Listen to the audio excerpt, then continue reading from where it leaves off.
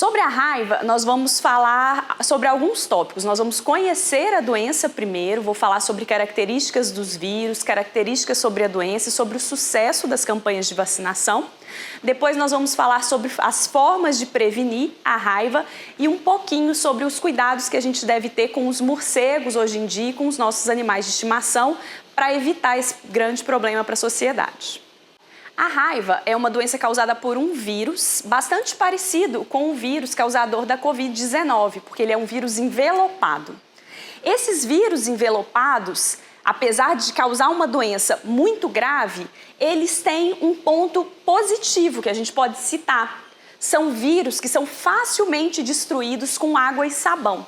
Então, o ato de lavar a mão, o ato de lavar qualquer ferimento com água e sabão é muito importante para evitar esse tipo de doença. E a raiva, como eu disse, é uma delas. Essa doença é uma das mais antigas conhecidas no mundo e ela causa cerca de uma morte a cada 9 minutos no mundo, principalmente nos continentes africanos e continentes asiáticos. A gente ainda tem muito problema com a raiva.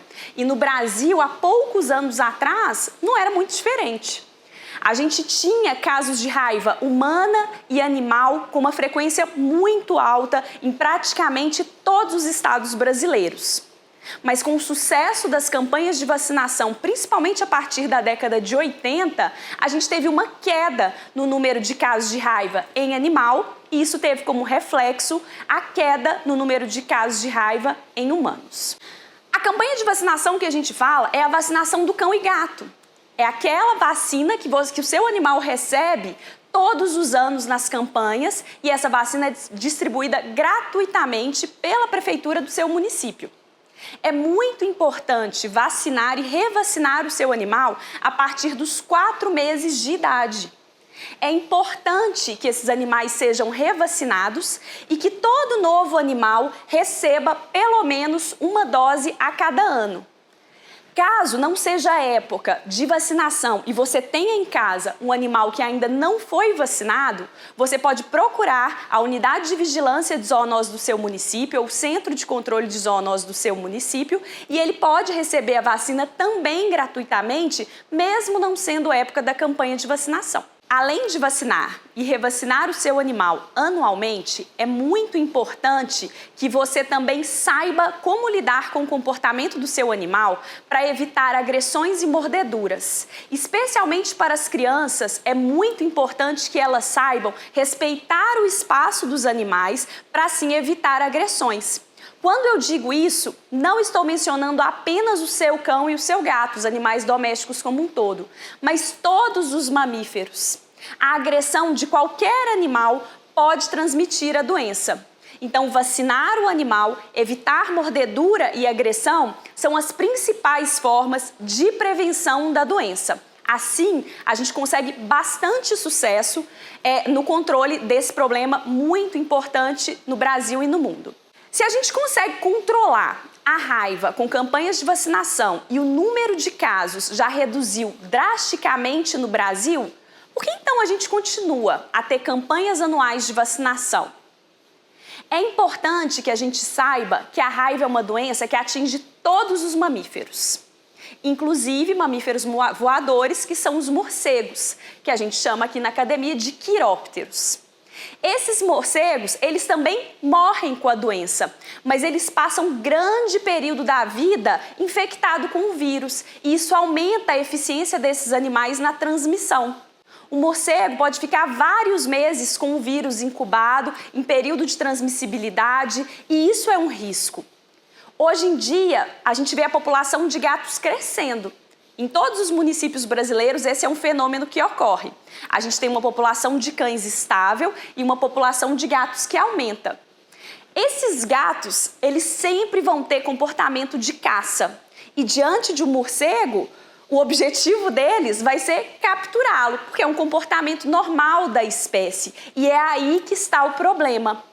Quando o nosso gato captura um morcego, ele pode ser contaminado com o vírus e transmitir para as pessoas.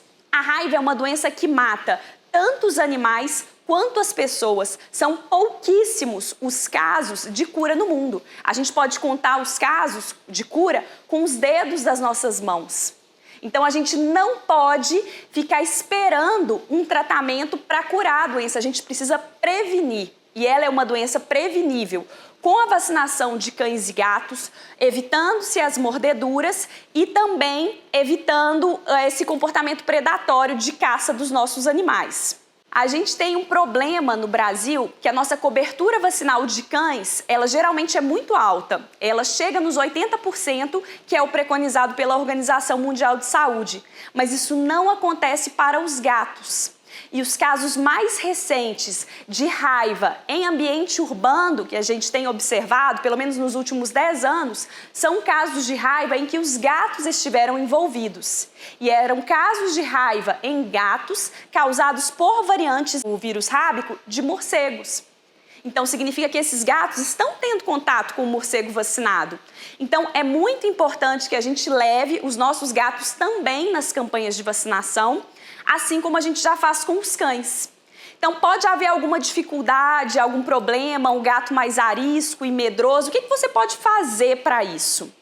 Então, você pode levar o animal dentro de uma caixa de papelão que seja segura na campanha.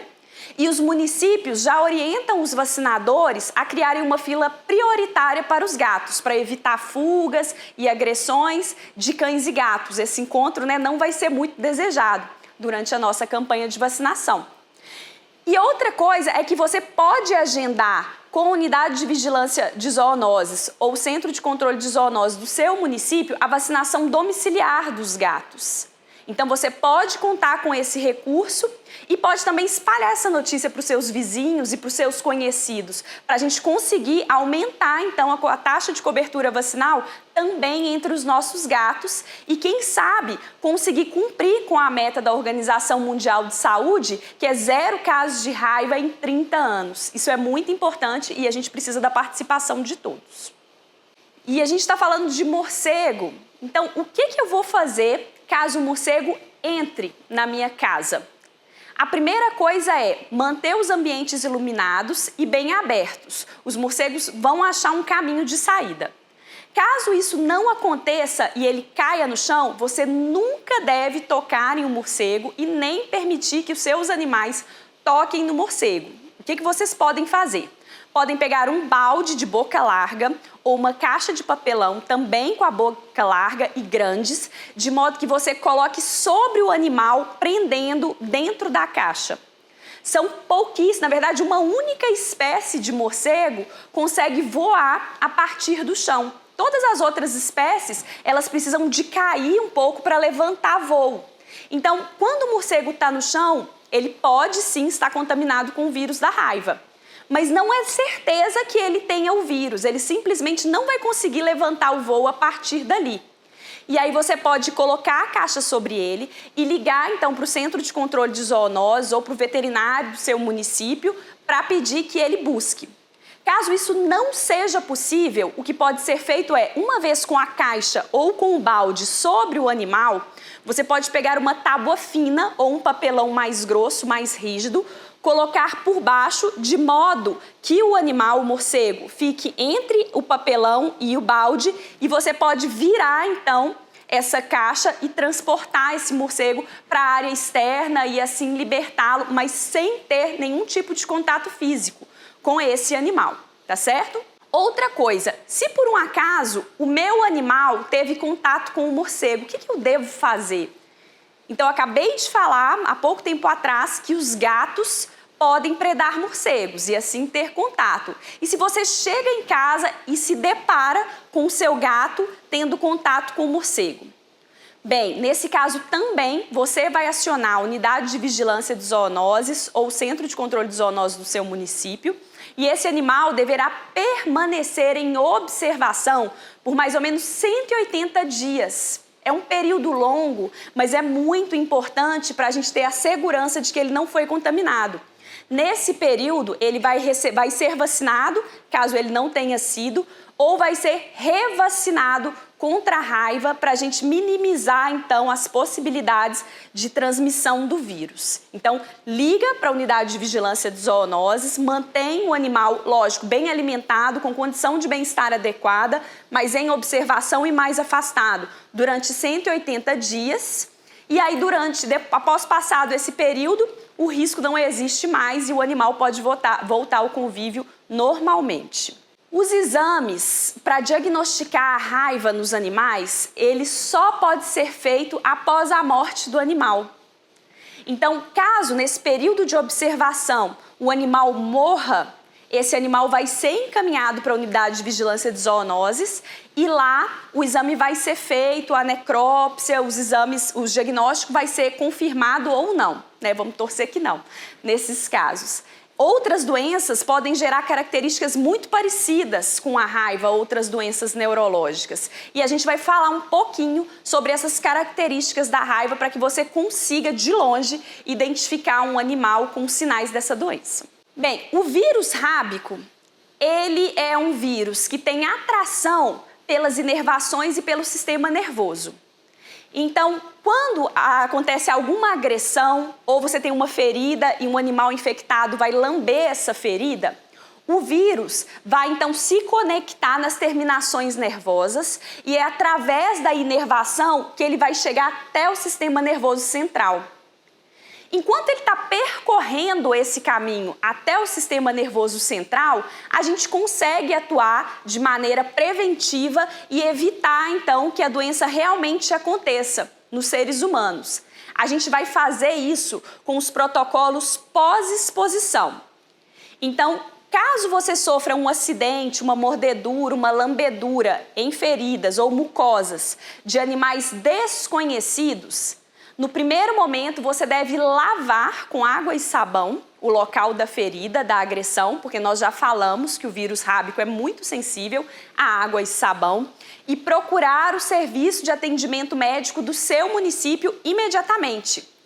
O vírus, ele consegue caminhar pelas terminações nervosas cerca de 3 a 7 milímetros por dia. Então, quanto antes a gente inicia o tratamento pós-exposição, mais eficaz vai ser esse tratamento e maiores são as chances de não ter a doença. Até 10 dias, você pode ali procurar o serviço médico e fazer o atendimento, mas quanto antes, melhor. Mas é adequado que esse período não seja superior a 10 dias. Esse tratamento pós-exposição, a gente vai ter alguns protocolos que são estabelecidos de acordo com a gravidade, com a localização da lesão. Mas é o seu médico quem vai definir qual é o protocolo mais adequado para a sua situação. Geralmente vai envolver doses de vacina antirrábica e pode ou não incluir a utilização de soro. Apesar de ser um vírus que causa uma doença muito grave e muito letal, as ferramentas de prevenção, como a vacina e o soro, têm praticamente 100% de eficácia, o que é um ponto positivo. Então, se a gente age rápido após uma agressão, a gente tem uma chance quase de 100% de êxito no controle dessa doença. Você pode estar se perguntando por que é que existe uma vacina para os animais e não existe uma vacina para seres humanos. E, na verdade, a vacina para os seres humanos, ela existe sim. As pessoas que têm contato frequente e direto com animais desconhecidos e com animais suspeitos, como médico veterinário, como tratadores de zoológicos, biólogos que trabalham com mamíferos selvagens, essas pessoas são vacinadas. E por que a população em geral não recebe a vacina? As pesquisas já mostraram que é mais eficiente vacinar os animais, os cães e os gatos, do que vacinar as pessoas numa população. Um cão e um gato, ele consegue manter uma titulação elevada após uma vacinação única por até 6 anos. Então, é uma vacina muito eficaz para cães e gatos. E a gente já não conseguiria esse resultado com os seres humanos. Então, uma estratégia mais barata e uma estratégia mais eficaz a utilização da vacina em cães e gatos. E os resultados que a gente observa mostram realmente essa eficácia, né? São raros, felizmente, aqui no Brasil, os casos de raiva em humano. Quando acontecem, geralmente vão envolver contato de crianças com animais silvestres, contato de crianças com animais exóticos, médicos veterinários que não tomam os devidos cuidados ao lidar com animais desconhecidos. Então, a estratégia de vacinar os nossos animais é uma estratégia eficaz, não sendo necessária a vacinação de toda a população. Nós já falamos que caso o seu animal tenha contato com o morcego, ele deve permanecer 180 dias em observação. Mas e se você teve contato com um animal desconhecido ou com um animal que você sabe que não foi vacinado? Suspeito. O que você vai fazer? Nesse caso, você também deve notificar o serviço de saúde do seu município e o serviço de zoonose do seu município.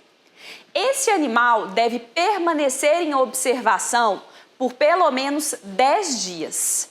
Se durante esse período ele não manifestou nenhum sinal da doença, quer dizer que você não correu risco de ser contaminado pelo vírus. Porque 10 dias vai ser o período máximo que um animal pode transmitir. Então, se desde a agressão até passar 10 dias de observação, ele não manifestou o sintoma, quer dizer que ele não estava transmitindo a doença há 10 dias atrás. Então, você pode ficar tranquilo com relação a isso. Se o animal é de rua, a observação vai acontecer dentro do serviço de controle de zoonose. Agora, se é seu animal, você deve separar um local na casa para que ele possa ser observado de maneira confortável, mantendo-se bem-estar, alimentação, conforto térmico. É muito importante. Passados os 10 dias, esse animal pode voltar normalmente ao convívio. E se era um animal não vacinado, ele vai ser vacinado durante esse período, para que isso não se repita. Toda hora eu falo para a gente observar a manifestação dos sinais da doença durante o período de observação. Mas então, quais são os sinais da doença? Como eu disse, o vírus da raiva, ele tem atração pelas terminações nervosas, pelo sistema nervoso central. Então, a doença raiva vai ter sinais que a gente chama de neurológicos. Então, a pessoa vai apresentar confusão mental ou animal também. O animal é muito interessante que ele muda o padrão de latido e de miado, muitas vezes. Então, a gente pode perceber. Mas o comportamento fica alterado e ele vai ter uma dificuldade de deglutição. E por isso ele saliva muito, porque ele, na verdade, ele não consegue engolir a saliva que ele produz. Então, ele acaba criando muita saliva com a movimentação da boca. Vai gerar aquela espuma e aí vem na nossa cabeça aquela imagem do cão raivoso com a boca cheia de saliva em formato de espuma. Mas, na verdade, ele está com um problema na deglutição. Ele não consegue engolir a saliva e, por isso, tem esse sinal característico. Esse sinal, que a gente chama de raiva furiosa, que é o animal apresentar salivação em excesso e agressividade, é o clássico para a raiva de transmissão urbana. Mas esse contato dos animais com os morcegos vem favorecendo o aparecimento da raiva, que a gente diz que é do tipo paralítica. Então, o que acontece é o animal fica mais letárgico. Geralmente, quando a variante viral é uma variante viral de morcego. Então, a gente não pode dar certeza a todo cão que tem saliva em forma de espuma na boca tem raiva. Não. O cão pode ter uma epilepsia e apresentar uma salivação excessiva e aquilo ali não oferece risco nenhum. Então, se o cão não saliva e tem problemas neurológicos, eu vou falar assim, com certeza ele não tem raiva, ele não tem salivação excessiva? Também não. Então, o animal, os sinais podem variar de febre, cansaço, letargia, até chegar em convulsões repetitivas e movimentos que a gente fala que são anormais para o corpo do animal. A gente tem patas muito esticadas, cabeça muito levantada, o animal com dificuldade de caminhar. Ele sente dor, por exemplo, se o animal foi mordido por um morcego, por exemplo, ele vai sentir uma dor muito forte no local da mordida e no local do caminho desse vírus, a partir do ponto da mordedura. Então, se você percebe que um animal tem uma movimentação estranha, apresenta sinais neurológicos, você pode e deve desconfiar da raiva, mas você não vai ter 100% de certeza sobre isso. Então, deve procurar o serviço de controle de zoonose ou o veterinário do seu município para poder fazer essa observação de forma criteriosa e decidir, então, sobre o diagnóstico mais certo para aquele animal. Bem, vamos falar agora um pouquinho mais sobre os morcegos, porque do jeito que a gente está falando, parece que eles são os grandes vilões da história, e eles não são. Por que os morcegos estão tão envolvidos em doenças transmitidas a vírus, né? Tanto que quando surgiu a Covid, um dos principais suspeitos eram os morcegos, né? De onde o vírus se originou. Os morcegos são os mamíferos voadores, eles precisam ser leves para voar. E para voar e ser leve, eles precisam de ter uma simplificação de todos os seus sistemas vitais. Uma simplificação é no sistema imunológico desses animais, que responde de maneira mais lenta e menos eficiente à invasão de patógenos como os vírus e as bactérias e etc. Esses morcegos, eles precisam voar longas distâncias para se alimentar todos os dias, porque eles não têm reserva energética como gordura, como a gente tem. Então, se eles não se alimentam todos os dias, eles morrem, porque eles não têm reservas suficientes. Para voar longas distâncias, eles não podem ter muita dor muscular. Então, eles liberam uma quantidade muito menor de mediadores de inflamação, de substâncias que geram a inflamação do que a gente. Se eles não têm uma inflamação suficiente, o sistema imunológico não vai reconhecer de maneira adequada esses patógenos. Então, o vírus, a bactéria, o vírus rábico, consegue ficar muito mais tempo nesses animais sem ser descoberto, sem ser destruído pelo organismo. E assim, esses animais podem passar longos períodos infectados e transmitindo a doença, mas eles também morrem com todas essas doenças. Como que eu vou identificar um morcego que tenha ou que possa ter a raiva, um morcego suspeito? Bem, morcegos voando durante o dia não é o horário habitual de voo, né? Eles saem à tarde e retornam antes do nascer do sol para suas moradias, para suas tocas, para as cavernas e árvores. Então, o morcego sendo visto voando durante o dia é sim um morcego suspeito. O morcego caído, apesar de eu já ter falado que ele não consegue levantar voo a partir do chão, mas se ele cai, pode indicar algum problema neurológico. Não apenas problema neurológico, e a raiva vai gerar queda de morcego. Por exemplo, queimadas, falta de umidade pode gerar fissuras nas membranas que formam as asas dos morcegos e eles também podem perder a qualidade de voo ou nem voar por causa disso. Mas a gente não deve tocar de forma alguma nesses animais, como nós já falamos. Os morcegos são muito importantes para a conservação e para a manutenção dos nossos ecossistemas. Dentro das cavernas, que é um ambiente típico da gente imaginar a vida de um morcego, são as fezes desses animais, que a gente chama de guano, que mantém matéria orgânica dentro desses ambientes e mantém vegetação, insetos e animais e uma cadeia inteira dentro de uma caverna. Se a gente olha hoje para a mata e a gente acha lindo, a gente deve agradecer aos morcegos, pois são eles os principais dispersores de semente do mundo inteiro. Eles têm grande eficiência em carregar sementes pesadas de um local para outro, onde eles deixam cair e onde eles também comem uma fração da fruta e deixam a semente fora. Então, todas as florestas que nós temos, a gente deve sim agradecer aos outros animais, mas principalmente aos morcegos. Por isso, são animais protegidos da fauna brasileira e em outros países do mundo. Então, se você encontra um morcego, a gente já falou sobre as técnicas de conter esse animal e de levar para um ambiente externo, mas não mate esses animais. Matar esses animais é crime. a gente está cometendo um crime contra a fauna. E outro aspecto importante também é que você, para fazer qualquer coisa com esses animais, vai exigir um contato mais intenso e isso vai aumentar o risco de transmissão de alguma doença. Então, encontrou algum morcego, chame o serviço de saúde, né? Você pode conter o animal, como nós já conversamos, ligar para o serviço de saúde. Se caso não seja possível alguém buscar esse animal na sua casa, você deve levá-lo para um ambiente externo e aí ele vai ter condições de voo e vai sair de perto, né? Se ele não estiver doente, ele vai sair de perto e não vai causar problema algum. A gente vai encerrar por aqui a nossa fala e caso você tenha alguma dúvida, você pode procurar na nossa apostila ou nos materiais de referência, mas caso ainda essa dúvida não seja sanada, você pode me enviar um e-mail e eu vou ter o maior prazer em te responder e ajudar com os problemas relacionados à raiva. Tchau, tchau!